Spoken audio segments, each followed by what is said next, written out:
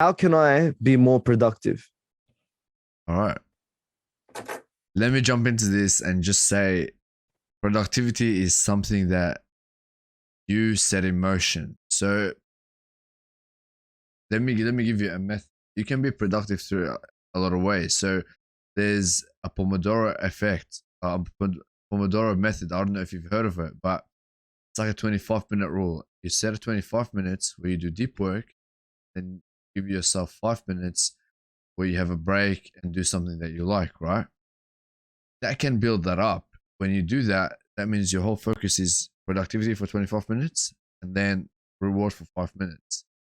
That doesn't work for everyone. Like, of course, there's a lot of methods. Not everything's going to work for everyone, but by always setting that reward at the end, that will push you to do work harder.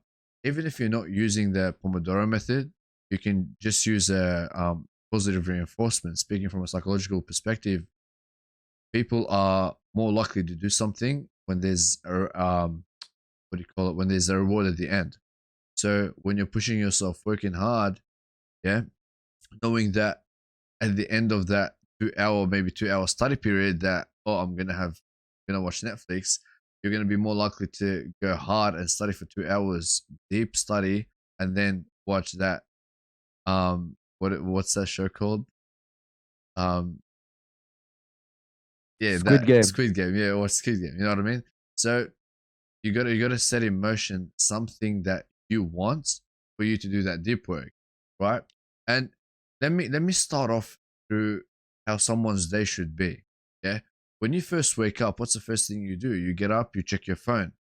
And that's where person always goes wrong. When you check your phone, you're there in bed looking through your phone for 1 hours, right?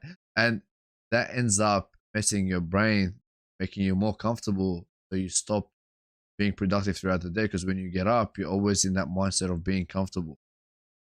You get up, you do something, maybe you go to the toilet, you eat breakfast, you're like, "Oh, I don't want to brush my teeth today. I'm too lazy." You know what I mean? That's what happens to your brain. But that's why when you first wake up, you should never look at your phone. The first 1 hour of waking up shouldn't have your phone, because that first hour you can plan your whole day, see what you're doing throughout the day. That sets a motion. That sets like steps in your day that says, I have this to do. Yeah. And when I do everything, I'm gonna have this reward after that. So in a way, you're training your brain to think that you got things to do, right? Even you woke up one day and you had minimal things to do, yeah, you can still plan it out, but then it just shows that you're gonna have more free time if you complete those things in that time manner. Because um you have 24 hours in a day, right? A lot of people think that it's all about hard work and stuff, but if you're using each hour to to its full potential, then you're gonna have a lot of free time, right? Because a lot of people like end up sitting on their computer, try to do work, but they procrastinate 50, 60% of the time. That's just wasteful time, you know what I mean? But if you're using those hours to the full potential, actually doing deep work, then you can literally be going out every day, maybe going out every weekend, going for drinks, is that, you know what I mean? So you just have to use your hours to their full potential. Also, never set an alarm, because when you set an alarm and you wake up, it just breaks your sleep cycle. Only use it if you have work, because if you don't use an alarm and if you have work next morning and you don't wake up, rip, don't do that. But what I mean is, when you're not working, you don't have like a schedule, like you don't have to wake up at a precise time to go to work, then don't use an alarm, because when you're sleeping at the same time every day, you'll be waking up at the same time every day. That helps shape your sleep cycle. Yeah, that's all I had today.